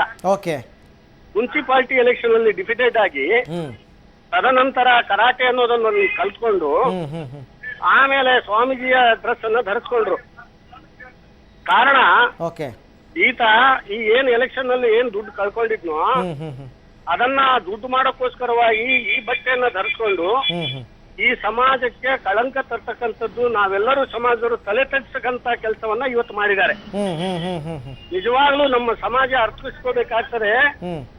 ಇಂಥ ಸ್ವಾಮಿಗಳಿಂದ ಈ ಸಮಾಜಕ್ಕೆ ಯಾವುದೇ ಒಳಿತಾಗಲ್ಲ. ದಯಮಾಡಿ ಇಂಥ ಡೋಂಗಿ ಸ್ವಾಮಿಗಳಿಗೆ ನಂಬಾರ್ದು. ಇವರು ಮೊದಲು ಬಟ್ಟೆ ಕಳಿಸಿ, ಇಲ್ಲ ಅಂದ್ರೆ ಆ ತಾಯಿಗೆ ನ್ಯಾಯ ಕೊಡ್ಬೇಕಂದ್ರೆ ಮದುವೆ ಆಗ್ಬೇಕು. ಈಗ ಲಿಂಗರಾಯಕರ ನೀವೇ ನಿಮ್ಮ ಸಮುದಾಯದ ಗುರುಗಳು ಅಂತಾನೆ ಹೇಳ್ಕೊತಾ ಇದ್ದೀರಾ, ನೀವ್ ಯಾಕೆ ಇನ್ನೂ ಬಿಟ್ಕೊಂಡಿದ್ದೀರಾ ಪೀಠದಲ್ಲಿ ಅವ್ರನ್ನ? ಅವ್ರ ಪೀಠದಲ್ಲಿ ಇನ್ನು ಮುಂದೆ ನಾವು ಇನ್ನು ಈ ವಿಷಯ ಇವತ್ತು ಹೊರಗೆ ಬಂದಿದೆ, ನಾವೆಲ್ಲಾ ಸಮಾಜದವರು ಚರ್ಚೆ ಮಾಡ್ತಾ ಇದೀವಿ. ಇವರನ್ನ ಪೀಠ ಬಿಡಿಸಿ ಓಡಿಸ್ಬೇಕು ಅಂತ ತೀರ್ಮಾನಕ್ಕೆ ಬಂದಿದೀವಿ. ಇದನ್ನ ಮುರುಘಾ ಶರಣರ ಹತ್ರ ಹೋಗಿ ಮಾತಾಡಿ ಆ ಸ್ವಾಮಿಗಳೇ ಇವರನ್ನು ಶರಣರು. ಹೌದು ಹೌದು ಹೌದು. ನಮ್ಮ ಮುರುಘಾ ಶರಣರ ಹತ್ರ ನಾನು ಮನವಿ ಮಾಡ್ಕೊಳ್ಳೋದೇನೆಂದ್ರೆ, ಇವರ ಸಚ್ಚಾರಿತ್ರ, ಇವರ ಸಂಸ್ಕಾರ, ಇವನ್ನೆಲ್ಲವನ್ನ ಪೂರ್ವಪರ ಈ ಸಮಾಜಕ್ಕೆ ತಿಳಿದೇನೆ ₹2 ಬ್ಲೇಡ್ ತಗೊಂಡು ತಲೆ ಬೋಳಿಸಿ ಅವರಿಗೆ ಸ್ವಾಮಿ ಮಾಡ್ತಕ್ಕಂಥದ್ದು ಇದು ಯಾವ ನ್ಯಾಯ? ಈತನಿಗೆ ಯಾವ ವಿದ್ಯೆ ಇಲ್ಲ, ಯಾವ ಸಂಸ್ಕಾರ ಇಲ್ಲ. ಈತ ಒಬ್ಬ SLC PUC ಓದಿರೋನಿಗೆ ಸ್ವಾಮಿ ಮಾಡ್ಬಿಟ್ರೆ ಇವತ್ತು IAS IPS ದೊಡ್ಡ ಯೂನಿವರ್ಸಿಟಿಯಲ್ಲಿ ಇರ್ತಕ್ಕಂಥ ದೊಡ್ಡ ದೊಡ್ಡ ನಮ್ಮ ಜನಾಂಗದ ಮುಖಂಡರುಗಳು, ನೌಕರಲ್ಲಿ ಇರ್ತಕ್ಕಂಥ ಒಳ್ಳೊಳ್ಳೆ ಹುದ್ದೆಯಲ್ಲಿ ಇರ್ತಕ್ಕಂಥವ್ರು ಬಂದು ಇವ್ರು ಪಾದಕ್ಕೆ ಬೀಳ್ತಾರಲ್ಲ, ಇದು ನ್ಯಾಯವಾ? ಇಂಥ ಅಯೋಗ್ಯರ ಪಾದಕ್ಕೆ ಬಿಟ್ರೆ ನಮಗ್ ಪಾಪ ತಟ್ಟದೆ. ದಯಮಾಡಿ ನ್ಯಾಯ ನೈತಿಕ ಹೊಣೆ ಹೊತ್ತು ಅವರು ಬಟ್ಟೆ ಬಿಚ್ಚಿ ಬಟ್ಟೆ ಕಳಿಸಿ ಇವತ್ತು ನಮ್ಮ ಸಮಾಜವನ್ನು ತಲೆತಗ್ಸ್ತಕ್ಕಂಥ ಕೆಲಸ ಮಾಡ್ತಕ್ಕಂಥನಿಗೆ ಒಂದು ಕ್ರಿಮಿನಲ್ ಕೇಸನ್ನ ಬುಕ್ ಮಾಡಿ ಈತನಿಗೆ ಒಳಗೆ ಹಾಕ್ಬೇಕು. Okay Linganayaka, thank you. ನಮ್ಮ ಜೊತೆನಲ್ಲಿ ಮಾತನಾಡಿದಕ್ಕೆ. ಇನ್ನು ಮತ್ತೊಬ್ಬರು ವಕೀಲರು ಇದೇ ಸಮುದಾಯದವ್ರದ್ದು ವೆಂಕಟೇಶ್ ಅಂತ ಅಂದ್ಬಿಟ್ಟು ಕರೆ ಮಾಡಿದ್ದಾರೆ. ನಮಸ್ಕಾರ ವೆಂಕಟೇಶ್. ವೆಂಕಟೇಶ್, ನನ್ನ ಧ್ವನಿ ಕೇಳ್ತಾ ಇದೆಯಾ? ಸರ್ ಕೇಳಿಸ್ತಾ ಇದೆ. ಈಗಾಗಲೇ ಸುದ್ದಿ ನಿಮ್ಗೆ ಗೊತ್ತಾಗಿರಬಹುದು, ಸರ್ದಾರ್ ಸೇವಾಲಾಲ್ ಸ್ವಾಮೀಜಿ ಅವರ ಹಗರಣದ ಬಗ್ಗೆ. ತಾವೇನು ಹೇಳೋದಕ್ಕೆ ಇಷ್ಟಪಡ್ತೀರಾ? ಸರ್ ನಾನು ಹೇಳೋದು ಬಹಳಷ್ಟಿದೆ, ನನಗೆ ಆಪರ್ಚುನಿಟಿ ಸಿಗುತ್ತೋ ಇಲ್ಲ ಒಂದು ಕಾನ್ಫಿಡೆನ್ಸ್ ಇದೆ ನನಗೆ. ಹೇಳಿ ಹೇಳಿ ಹೇಳಿ, ಬೇಗ ಸಂಕ್ಷಿಪ್ತವಾಗಿ ಹೇಳಿ. ನಾನು ಚಿತ್ರದುರ್ಗ ನಗರದಲ್ಲಿ ಸುಮಾರು 30-35 ವರ್ಷದಿಂದನೂ ಇಲ್ಲೇ ಇರೋನು. Okay. ಇಲ್ಲಿ ನಮ್ಮ ಸಮುದಾಯ 2 ಸ್ವಾಮೀಜಿಗಳನ್ನ ಕಂಡುಕೊಂಡು ಹೋಗಿದೆ ಈಗಾಗ್ಲೇ. ಹೌದು. ಮೊದಲನೇ ಸ್ವಾಮೀಜಿನೂ ಕೂಡ ಇದೇ ರೀತಿ ದೀಕ್ಷೆನ ತಗೊಂಡು ಸಮಾಜನ ಉದ್ಧಾರ ಮಾಡ್ತೇನೆ ಅನ್ನೋ ಒಂದು ಢೋಂಗಿ ಮಾತುಗಳನ್ನ ಹೇಳ್ತಾ ಅವರು ಕೂಡ ಓಡೋದ್ರು. ಅದರ ನಂತರ ದಿನಗಳಲ್ಲಿ ಈ ಸ್ವಾಮೀಜಿಯನ್ನು ಕೂಡ ಇವರು ಕೂಡ ದೀಕ್ಷೆನ ತಗೊಂಡು ಸಮಾಜ ಉದ್ಧಾರ ಮಾಡ್ತೀವಿ ಅಂತ ಹೇಳಿ ಇವರು ಕೂಡ ಇವತ್ತು ಹಗರಣಗಳಲ್ಲಿ ಭಾಗಿಯಾಗ್ತಿರೋದು ಇಡೀ ದೇಶಾದ್ಯಂತ ತಮ್ಮ ಪ್ರಸಾರ ವಾಹಿನಿಯಿಂದ ನೋಡ್ತಿದ್ದಾರೆ. ಆದ್ರೆ ನನ್ನ ಪ್ರಶ್ನೆ ಏನು ಅಂದ್ರೆ ಇವ್ರಿಗೆ ಯಾವ ನೈತಿಕತೆ ಇದೆ ಈ ಕಾವಿ ಬಟ್ಟೆಯಲ್ಲಿ ಹಾಕುವಂತದ್ರಲ್ಲಿ ಅಂತ ನನಗೆ ಪ್ರಶ್ನೆ ಮಾಡ್ತಿದ್ದೀನಿ. ಅದನ್ನ ದೀಕ್ಷೆ ಕೊಟ್ಟವ್ರನ್ನ ಕೇಳಬೇಕು. ನನ್ನ ಅಲ್ಲಿಗೆ ಬರ್ತಾ ಇದ್ದೀನಿ ಸ್ವಾಮೀಜಿ ಸಾಹೇಬ್ರೆ. ನನ್ನ ಪ್ರಶ್ನೆ ನೇರವಾಗಿ ದಯಮಾಡಿ ನನಗೆ ನಾನು ಹೇಳುವಂತದ್ದನ್ನ ಸಮಾಜ ಸೂಕ್ಷ್ಮ ಗ್ರಹಿಸಬೇಕಾಗ್ತದೆ.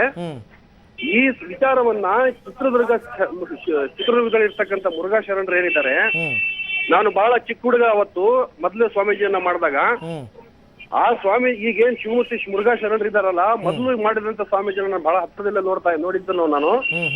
ಆದ್ರೆ ಅದರ ನಂತರ ಅವ್ರು ಏನ್ ಮಾಡಿದ್ರು ಎಲ್ಲರೂ ಓಡೋದ್ರು ಅವರು. ಅದ್ರ ನಂತರ ಇವ್ರನ್ನು ಕರೆದು ಸಮಾಜಕ್ಕೆ ಸ್ವಾಮೀಜಿಯನ್ನ ಈ ಕೊಡುಗೆ ಮಾಡಿದ್ರು. ಹೌದು. ಆದ್ರೆ ಇದೇ ರೀತಿ ಹೇಳಿ ಕೇಳಿಸ್ತಾ ಇದೆ ಹೇಳಿ. ಅದೇ ರೀತಿ ಈಗ ಇವನು ನಾಳೆ ಸ್ಕ್ಯಾಂಡಲ್ ಭಾಗಿಯಾಗ್ತಾ ಇದೆ, ನಾಳೆ ಇನ್ನೊಂದು ಸ್ವಾಮೀಜಿನ ಮುರುಘಾ ಶರಣರು ಮಾಡ್ತಾರ ಅಂತ ನನ್ನ ಪ್ರಶ್ನೆ ಸ್ವಾಮೀಜಿಗಳಿಗೆ, ಶಿವಮೂರ್ತಿ ಮುರುಘಾ ಶರಣರಿಗೆ. ನನಗೆ ಬಹಳ ಅವರೇ ಸ್ವಾಮೀಜಿ ಅಂತ ಹೇಳಿ ನಾವು ನಂಬ್ಕೊಂಡಿದ್ವಿ ಶಿವಮೂರ್ತಿ ಮುರುಘಾ ಶರಣರ. ನಾವಿಲ್ಲಿ ಲೋಕಲ್ ಅಲ್ಲೇ ಇರೋದ್ರಿಂದ ಸಮಾಜದ ಬಗ್ಗೆ ಬಹಳಷ್ಟು ಕಳಕಳಿ ಇರುವಂತ ಮುರುಘಾ ಶರಣರು ಕೂಡ. ಈಗ ಅವ್ರನ್ನ ಬಿಡಿ, ಸರ್ದಾರ್ ಸೇವಾಲಾಲ್ ಏನ್ ಮಾಡೋದು ಅಂತ ಇವಾಗ. ಅಲ್ಲ ಅದನ್ನೇ ನಾನು ಪ್ರಶ್ನೆ ಮಾಡ್ತೇನೆ. ಶಿವಮೂರ್ತಿ ಮುರುಘಾ ಶರಣರು ಅವ್ರನ್ನ ಏನ್ ಮಾಡ್ತಾರೆ? ಯಾಕಂದ್ರೆ ಅವರೇ ತಾನೇ ನನಗೆ ಸ್ವಾಮೀಜಿ ಆಗಿ ಕೊಟ್ಟವರು. ಹೌದು. ಯಾಕಂದ್ರೆ ನನ್ನ ಪ್ರಶ್ನೆ ಏನು ಅಂದ್ರೆ ಶಿವಮೂರ್ತಿ ಮುರುಘಾ ಶರಣರು ಅವ್ರನ್ನ ಸ್ವಾಮೀಜಿ ದೀಕ್ಷೆ ಕೊಟ್ಟಿದ್ದು ಅವ್ರನ್ನೇ. ಸೊ ತಪ್ಪು ಅವ್ರದೇ ಅಂತ ನೀವು ಹೇಳೋದು? ತಪ್ಪು ಅವ್ರದ್ದು ಅಂತಲ್ಲ, ಅವ್ರನ್ನ ಸ್ವಲ್ಪ ಕಡಿವಾಣ ಹಾಕ್ಬೇಕಾಗಿತ್ತು. ಅವ್ರನ್ನ ಅಟ್ಲೀಸ್ಟ್ ಸೂಪರ್ವಿಷನ್ ಮಾಡಬಹುದಾಗಿತ್ತು. ಅಟ್ಲೀಸ್ಟ್ ಅವ್ರು ಯಾವ ದಾರಿನಲ್ಲಿ ಹೋಗ್ತಾ ಇದ್ದಾರೆ, ಅವ್ರ ಹಿನ್ನೆಲೆ, ಅವ್ರ ಚರಿತ್ರೆ ಏನು ಅಂತ ಹೇಳಿ ಗಮನಿಸಬೇಕಾಗಿತ್ತು. ಹೌದು. ಯಾಕೆಂದ್ರೆ ಇವತ್ತು ಪ್ರಜ್ಞಾವಂತ ಸಮಾಜ, ಎಲ್ಲರೂ ಪ್ರಜ್ಞಾವಂತಿಕೆಯಿಂದ ಯೋಚನೆ ಮಾಡ್ತಾ ಇದ್ದಾರೆ. ನಾವು ಬಿಗಿನಿಂಗ್ ಇಂದ ಈ ಅಪ್ಪನ ವಿರೋಧಿಸ್ತಾ ಬಂದವರು. ಹೌದು. ನಮ್ಮ ಮಾತು ಯಾರಿಗೂ ಕೇಳ್ತಾ ಇರಲಿಲ್ಲ. ಇದರಲ್ಲೂ ಕೂಡ ಪಂಗಡಗಳಾದವು, ಗುಂಪುಗಳಾದವು.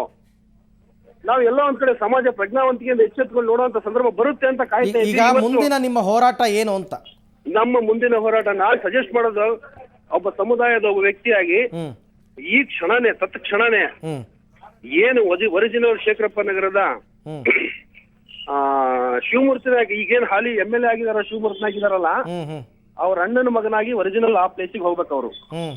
ಮೇಲಾಗಿ ನನ್ನ ಕಳಕಳಿ ಏನು ಅಂತಂದ್ರೆ, ಇನ್ನೊಂದು ಬಹಳ ಸೀರಿಯಸ್ ಡಿಮ್ಯಾಂಡ್ ಏನು ಅಂದ್ರೆ, ಪ್ರತಿ ತಿಂಗಳು 5ನೇ ತಾರೀಕು ಶಿವಮೂರ್ತಿ ಶರಣರ ಸಮ್ಮುಖದಲ್ಲಿ ಏನು ಉಚಿತ ಸಾಮೂಹಿಕ ವಿವಾಹ ನಡೀತದೋ, ಆ ಸಾಮೂಹಿಕ ವಿವಾಹದಲ್ಲಿ ಈ ಸ್ವಾಮೀಜಿನ ಮತ್ತೆ ಆ ನೊಂದ ಮಹಿಳೆ, ಆ ಹೆಣ್ಮಗಳನ್ನ ಇಬ್ರು ಮದುವೆ ಮಾಡಿಸ್ಬೇಕು ಅಂತ ನಾನು suggest. Okay Venkatesh, thank you very much ನಮ್ಮ ಜೊತೆ ಮಾತನಾಡೋದಕ್ಕೆ. ಮತ್ತೆ ನಾನು ವಾಪಸ್ ಸರ್ದಾರ್ ಸೇವಾಲಾಲ್ ಸ್ವಾಮೀಜಿ ಅವ್ರನ್ನ ಮಾತನಾಡಿಸೋದಕ್ಕೆ ಇಷ್ಟಪಡ್ತೀನಿ. ಸ್ವಾಮೀಜಿಗಳೇ, ನೀವು ಅವರ ಮಾತನ್ನು ಕೇಳಿದಿರಿ. ಇಬ್ಬರು ಕೂಡ ನಿಮ್ಮ ಸಮುದಾಯದ ಮುಖಂಡರು ಮಾತನಾಡಿದ್ರು, ಲಿಂಗನಾಯಕ್ ಅಂತ ಒಬ್ಬರು ಮತ್ತು ವಕೀಲರು ವೆಂಕಟೇಶ್ ಅಂತ ಅಂದ್ಬಿಟ್ಟು. ಈಗ ನಿಮ್ಮ ಪ್ರತಿಕ್ರಿಯೆ ಏನು? ನೋಡಿ, ಭಾಳ ಈಗ ತಾನೇ ನನಗೆ ಗೊತ್ತಾಗಿರ್ತಕ್ಕಂಥ ವಿಚಾರ ಅವ್ರು ಮಾತಾಡಿದ ಮೇಲೆ, ಈ ಹೆಣ್ಣಿನ ಹಿಂದೆ ಅವರದೇ ಕೈವಾಡ ಇರುವಂಥದ್ದು ನನಗೆ ಈಗ ಗೊತ್ತಾಗ್ತಾ ಇದೆ. ಯಾರು ಕೈವಾಡ? ಈಗ ತಾನೇ ಗೊತ್ತಾಗಿರೋದು. ಯಾಕಂದರೆ ಇದರ ಈಗೇನು ಮಾತನಾಡಿದ್ರು ಆ ಲಿಂಗನಾಯ್ಕು ವಕೀಲರು ಅಂತ ಹೇಳಿ, ಅವರು ಶುದ್ಧ ಈ ಸಮಾಜಕ್ಕೆ ಅವ್ರು ಮಾಡಿದಷ್ಟು ದ್ರೋಹ ಯಾರು ಕೂಡ ಮಾಡಿಲ್ಲ. ಅದ್ರ ಬಗ್ಗೆ ಸಾಕಷ್ಟು ದಾಖಲೆಗಳಿದೆ. ಅವ್ರ ಹಿಂದೆ ಹಾಸ್ಟೆಲ್ ನಡೆಸ್ತಾ ಇದ್ರು ನಮ್ಮ ಚಿತ್ರದುರ್ಗ ನಗರದಲ್ಲಿ. ಆ ಹಾಸ್ಟೆಲ್ ಅನ್ನ ಸ್ವಾಮೀಜಿಯವರು ತಮ್ಮ ಹಿಡಿತಕ್ಕೆ ತೆಗೆದುಕೊಳ್ತಾರೆ ಅಂತ ಹೇಳಿ ನನ್ನ ಮೇಲೆ ಈ ರೀತಿ ಆಗಿರ್ತಕ್ಕಂಥ ಒಂದು ಷಡ್ಯಂತ್ರ ಮಾಡಿದಾರೆ ಅಂತ ಹೇಳಿ ನಮಗೆ ಹೀಗೆ ಗೊತ್ತಾಗಿರೋದು. ಅವ್ರು ಏನ್ ಗುರುಗಳೇ, ಒಂದು ನಿಮಿಷ ಮತ್ತೆ ನಿಮ್ಮ ಜೊತೆ ನಾನು ಮಾತನಾಡ್ತೀನಿ. ಇವಾಗ ನೊಂದ ಮಹಿಳೆ ನಮ್ಮ ಜೊತೆ ದೂರವಾಣಿ ಸಂಪರ್ಕದಲ್ಲಿದ್ದಾರೆ.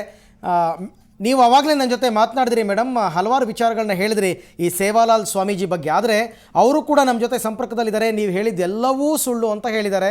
ತಾವೇನು ಹೇಳ್ತೀರಾ?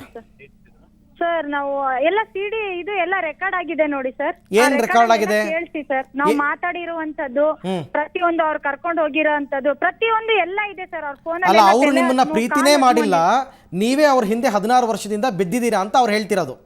ಸರ್, ಮತ್ತೆ ಹಾಗಾದ್ರೆ ಅವ್ರು ಮಾತಾಡಿರೋದೆಲ್ಲ ಸುಳ್ಳ ಸರ್? ಹಾಗಾದ್ರೆ ಅವರೆಲ್ಲ ಮಾತಾಡಿರೋದು ನಾವು ಹೋಗೋಣ ಕೇಳಿ, ನಿಮ್ಮ ಜೊತೆ ಸಂಪರ್ಕದಲ್ಲಿದ್ದಾರೆ, ಲೈನಲ್ಲಿ ಇದ್ದಾರೆ, ಅವ್ರು ಕೇಳಿ ಅವ್ರನ್ನ.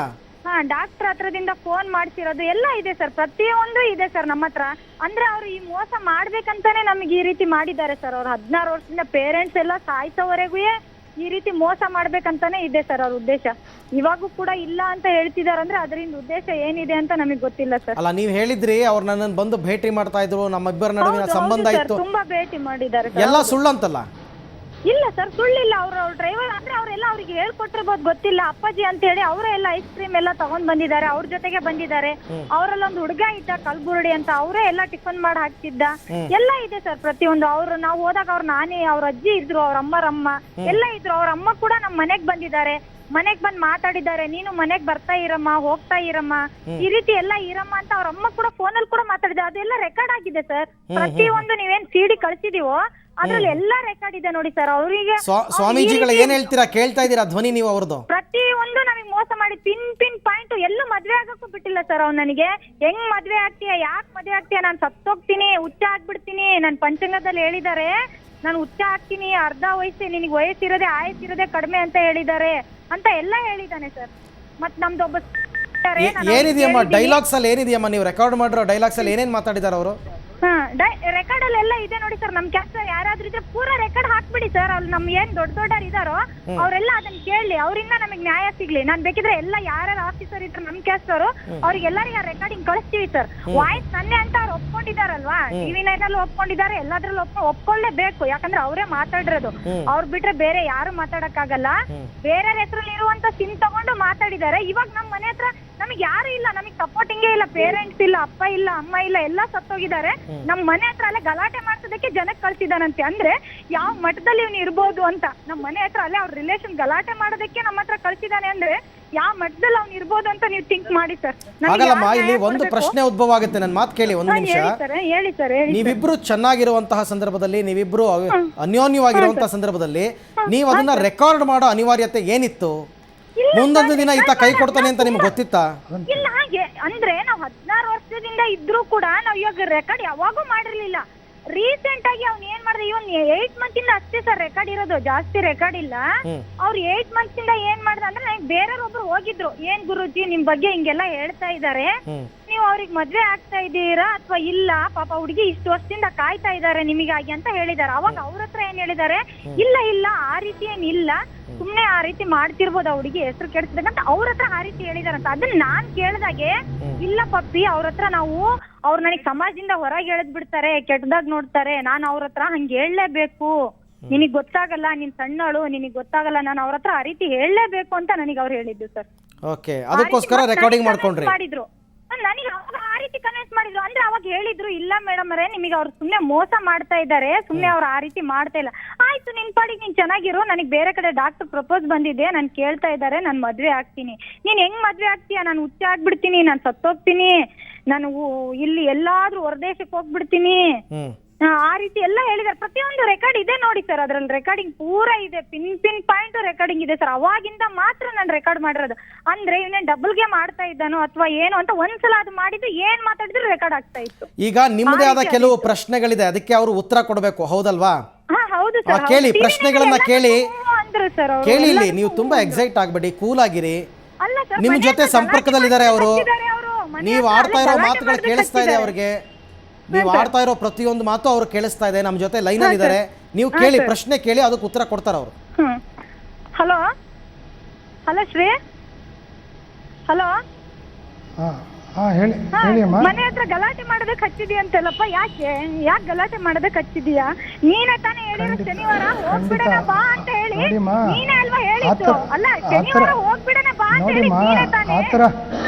ಗಲಾಟೆ ಮಾಡೋದಕ್ಕೆ ಅದೆಲ್ಲ ಮಾಡಿಲ್ಲ. ಇದುವರೆಗೂ 16 ವರ್ಷ ನಿಮ್ಮ ಜೊತೆ ನಾನು ಹಿಂದೆ ಬಿದ್ದಿದೀಯಾ? ಆಯ್ತಾ, ನೀನೇನಂದ್ರೆ ಶನಿವಾರ ಹೊರಟೋಗ್ಬಿಡೋಣ, ನಾನು ಭಾನುವಾರ ತಾಳಿ ಕಟ್ತೀನಿ, ನೀನ್ ಬಂದ್ಬಿಡು ಎಲ್ಲ ತಗೊಂಡು ಅಂತ ಹೇಳಿದೆ. ಲಾಸ್ಟಿಗೆ ರೆಕಾರ್ಡ್ ಎಲ್ಲ ಐತೆ. ನಾನು ನಿನಗ್ ಮೋಸ ಮಾಡ್ಬೇಕಂತ ಇಲ್ಲ. ನೀನ್ ಈ ರೀತಿ ನನಗ್ ಏನಕ್ ಮೋಸ ಮಾಡ್ತಿದ್ಯಾ? ಇಷ್ಟು ವರ್ಷ ನನಗೆ ಏನಕ್ ಕಾಯ್ತಿದ್ಯಾ? ಏನ್ ಮಾಡ್ಬೇಕಂತ ಇದೀಯಾ ನೀನ್ ಇವಾಗ? ಲಾಸ್ಟ್ ಉದ್ದೇಶ ಏನು? ನೋಡಿ ಅಮ್ಮ, ನಾನು 16 ವರ್ಷ ಆದ್ರೂ ಕೂಡ ನನಗೆ ಬೇಡ ಬೇಡ, ನಮ್ಮ ದಾರಿಗೆ ಬರಬೇಡಿ ಅಂತ ನಾನು ಹೇಳ್ಕೊಂತ ಬಂದಿದ್ದೀನಿ.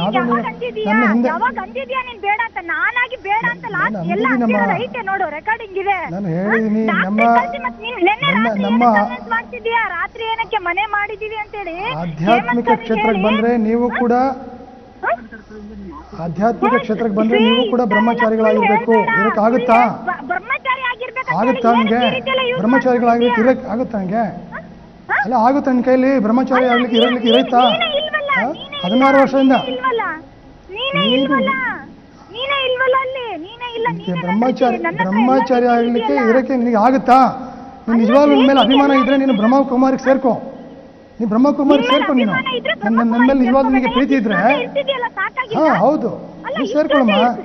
ನನ್ನ ಮೇಲೆ ನಿನಗೆ ಅಭಿಮಾನ ಇದ್ರೆ, ನನ್ನ ಮೇಲೆ ಪ್ರೀತಿ ಇದ್ರೆ ನೀನು ಬ್ರಹ್ಮಕುಮಾರಿ ಸೇರ್ಕೊ. ನೀನು ಸನ್ಯಾಸಿ ಆಗು, ನೀನು ತ್ಯಾಗ ಮಾಡು, ಒಳ್ಳೇದಾಗ್ತದೆ. ಮಾಡೋಣ, ಇಬ್ರು ಸೇವೆ ಮಾಡೋಣ.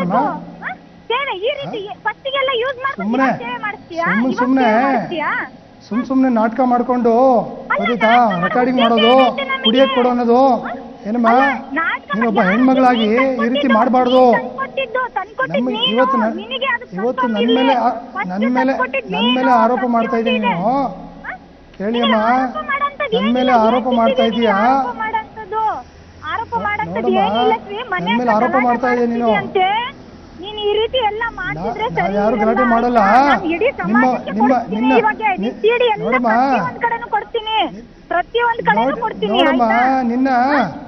ನಿನ್ನ ಚರಿತ್ರೆ ಏನು, ನೀನ್ ಎಂತ ಹೆಣ್ಮಗಳು ಅಂತ ಹೇಳಿ ಅಲ್ಲಿ ನಿಮ್ ನಗರದಲ್ಲೇ ಹೇಳ್ತಾರೆ, ಅಕ್ಕಪಕ್ಕದಲ್ಲೇ ಹೇಳ್ತಾರೆ. ಈಗ ಹೇಳಿ ಕೇಳಿಸ್ಕೊಳಮ್ಮ, ಗೊತ್ತಾಗುತ್ತೆ. ಯಾಕಂತ ಹೇಳಿದ್ರೆ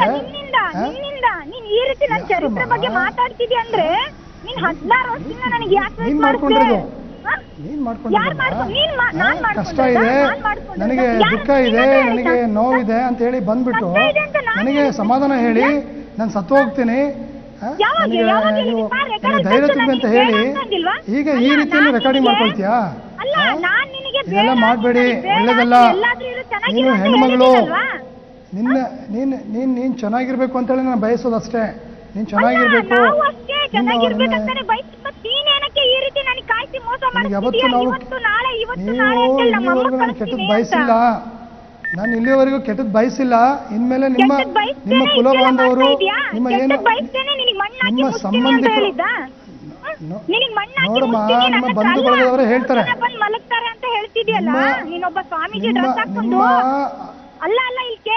ನಿಮ್ಮ ಅಕ್ಕಪಕ್ಕದಲ್ಲಿರ್ತಕ್ಕಂಥ ಮನೆಯವರೇ ಹೇಳ್ತಾರಮ್ಮ, ನಿಮ್ಮ ಸಂಬಂಧಿಕರೇ ಹೇಳ್ತಾರೆ ನಿನ್ನ ಚರಿತ್ರೆ ಏನು, ನಿನ್ನ ಚಾರಿತ್ರ್ಯ ಏನು ಅಂತ ಹೇಳಿ ಅವರೇ ಹೇಳ್ತಾರೆ. ನೀನೇ ಅನ್ಕೊಂಡಿಯಲ್ಲ ನಿನ್ ಚರಿತ್ರೆ ಬಗ್ಗೆ ನನ್ನ ಹತ್ರ. ನೀನ್ ಬರ್ದೇ ಇದ್ರೆ ಏನೇ ಬೇಗ ಬರ್ತೀಯ, ಇಲ್ಲ ಬರ್ಲಿಲ್ಲ ಅಂದ್ರೆ ನನ್ನ ಹತ್ರ 100 ಜನ ಹುಡುಗಿಯರ್ ಬಂದು ಮಲಗ್ತಾರೆ ಅಂದೆಲ್ಲ, ಇದು ನಿನ್ ಚರಿತ್ರೆನಾ? ನಿನಗ್ ಮಣ್ಣಾಕ್ ಮುಚ್ತೀನಿ ಅಂದೆಲ್ಲ, ಇದು ನಿನ್ ಚರಿತ್ರೆನಾ? ಈ ರೀತಿಯಲ್ಲಿ ನೀನು ತಪ್ಪಿಸ್ಕೊಳ್ಳಿಕ್ಕೆ, ನಮ್ಮ ಮೇಲೆ ಆರೋಪ ಮಾಡ್ಲಿಕ್ಕೆ ಸುಮ್ಮನೆ ನಮ್ಮನ್ನ ಮಾಡಕ್ ಹೋಗಬೇಡ. ನಾನು ಇಲ್ಲಿವರೆಗೂ ನಿನಗೆ ಅಮ್ಮ ಅಂತಾನೆ ಹೇಳಿ ಮಾತಾಡ್ಸಿದ್ದೀನಿ. ನಿನಗೆ ಅಮ್ಮ ಅಂತ ಹೇಳಿ ಮಾಡ್ಸಿದ್ದೀನಿ. ನಾನು ಗೌರವ ಕೊಟ್ಟು ಮಾತಾಡ್ತಾ ಇದ್ದೀನಿ ನಿನಗೆ ಇಲ್ಲಿವರೆಗೂ. ಆದ್ರೆ ಇನ್ಮೇಲೆ ನನಗೆ ಸಮಾಜದ ಬಾಂಧವರೇ ನಿನಗೆ ಉತ್ತರ ಕೊಡ್ತಾರೆ ಅಷ್ಟೇ. ನನಗೆ ನಿಜವಾಗ್ಲೂ ತಪ್ಪಿದ್ರೆ ಖಂಡಿತ ನಾನು ತಪ್ಪಲ್ಲ. ರೆಕಾರ್ಡಿಂಗ್ ಇದೆ, ನಿನ್ ರೆಕಾರ್ಡಿಂಗ್ ಇದೆ. ನೀನ್ ಅನ್ಯಾಯವಾಗಿ ನನಗೆ ಮೋಸ ಮಾಡ್ತೀನಿ ಅಂದ್ರೆ ದೇವ್ರು ಬಿಡಲ್ಲ, ದೇವ್ರು ಬಿಡಲ್ಲ. ನಾನು ಸಾಯ್ತೇನೆ ಅಂತ ಹೇಳಿದಾಗ ನಿನಗೆ ಸಮಾಧಾನ ಹೇಳ್ತಾ ಇದೆ ಅಷ್ಟೇ ಹೊರತಾಗಿ ನೀನು ಹಾಳಾಗು, ಕೆಟ್ಟೋಗು, ನನ್ನ ಜೊತೆಗೆ ಬಂದ್ಬಿಡು ಅಂತ ನಿನಗೆ ಹೇಳಿಲ್ಲ ನಾನು. ನೀನು ಸಾಯ್ತೀನಿ ಅನ್ನೋದಕ್ಕೆ ನಿನಗೆ ಧೈರ್ಯ ಹೇಳ್ತಾ ಇದೆ. ಒಬ್ಬ ಸಾಯ್ತಕ್ಕಂಥ, ಒಬ್ಬ ಜೀವ ಕಳೆದುಕೊಳ್ತೀನಿ ಅಂತ ಹೇಳಿದೆ ಹೆಣ್ಮಗಳು ಹೋದಾಗ ಅದಕ್ಕೆ ಧೈರ್ಯ ಹೇಳ್ತಕ್ಕಂಥ ಒಂದು ಜವಾಬ್ದಾರಿ ನಮ್ಮದು ಗುರುವಿನ ಸ್ಥಾನದಲ್ಲಿರ್ತಕ್ಕಂಥದ್ದು. ಅಂಥದ್ದು ನಾನು ಹೇಳಿದ ತಪ್ಪ ನಿನಗೆ? ಹಾಗಾದರೆ ಸತ್ತೋಗಂತ ಹೇಳ್ಬೇಕಾಯ್ತಾ ನಿನಗೆ? ಸತ್ತೋಗಂತ ಹೇಳ್ಬೇಕಾಯ್ತಾ? ದಯಮಾಡಿ ಹೇಳ್ತಾ ಇದ್ದೀನಮ್ಮ, ನಾನು ನಿನಗೆ ಕ್ಷಮೆ ಕೇಳ್ತಾ ಇದ್ದೀನಿ. ನೋಡಿ, ದಯಮಾಡಿ ನಮ್ಮ ಸಮಾಜದ ಒಬ್ಬ ಕುಲ ಬಾಂಧವೇ ನೀನು, ನಮ್ಮ ಸಮಾಜದ ಒಬ್ಬ ಮಗಳು. ದಯಮಾಡಿ ನೀನು ಈ ರೀತಿ ದಯಮಾಡಿ ಮಾಧ್ಯಮದ ಮೂಲಕ ಬಂದು ಹೇಳಿ, ಏನೋ ಒಂದು ರೀತಿಯಲ್ಲಿ ಕ್ರೇಜಿಗಾಗಿನೋ ಅಥವಾ ಏನೋ ಒಂದು ರೀತಿಯಲ್ಲಿ ಆಡಂಬರಕ್ಕೋ ನೀನು ಬಂದು ಯಾರದೋ ಪ್ರಚೋದನೆಗೋ ಯಾರೋ ಒಂದು ಆಮಿಷಕ್ಕೆ ಒಳಗಾಗಿ ನೀನು ಈ ರೀತಿ ಹೇಳ್ತಾ ಇದೆಯಾ? ದಯಮಾಡಿ ನಾನು ಕ್ಷಮಿಸ್ತೀನಿ. ದಯಮಾಡಿ ಇಲ್ಲಿಗೆ ಬಿಟ್ಟುಬಿಡಿ. ಏನೇ ಇದ್ದರೂ ನಾನು ನಮ್ಮ ಸಮಾಜದ ಬಾಂಧವರ ಜೊತೆಗೆ, ನಿಮ್ಮ ಬಳಗದವ್ರ ಜೊತೆಗೆ, ನಿಮ್ಮ ಬಂಧುಗಳ ಜೊತೆಗೆ ನಾನು ಮಾತನಾಡಿ ನಾನು ಸರಿಪಡಿಸ್ತೇನೆ. ದಯಮಾಡಿ ನೀನು ಮುಂದುವರ್ಸಕ್ಕೆ ಹೋಗಬೇಡ. ದಯಮಾಡಿ ನಮ್ಮ ಕುಲ ಬಾಂಧವ್ಯ ಆಗಿ ನನಗೆ ಹೇಳ್ತಾ ಇದ್ದೀನಿ ನೋಡಿ. ಓಕೆ ಗುರುಗಳೇ, ನಿಮ್ಮ ಜೊತೆ ನಾನು ಮತ್ತಷ್ಟು ಮಾತಾಡ್ತೀನಿ. ಕೇವಲ ನಿಮ್ಮ ಮಾತುಗಳನ್ನ ಮಾತ್ರ ಕೇಳೋದಾಗಿದೆ ಅಥವಾ ಆಕೆಯ ಮಾತುಗಳನ್ನ ಮಾತ್ರ ಕೇಳೋದಾಗಿದೆ. ಆದರೆ ನಿಮ್ಮ ಜೊತೆ ನಾನು ಮತ್ತಷ್ಟು ಮಾತನಾಡಬೇಕು, ಮತ್ತಷ್ಟು ವಿಚಾರಗಳನ್ನ ಚರ್ಚೆ ಮಾಡಬೇಕು. ಒಂದು ಪುಟ್ಟ ಬ್ರೇಕ್ನ ನಂತರ ಮತ್ತೆ ನಿಮ್ಮ ಸಂಪರ್ಕವನ್ನು ಬೆಳೆಸ್ತೀನಿ.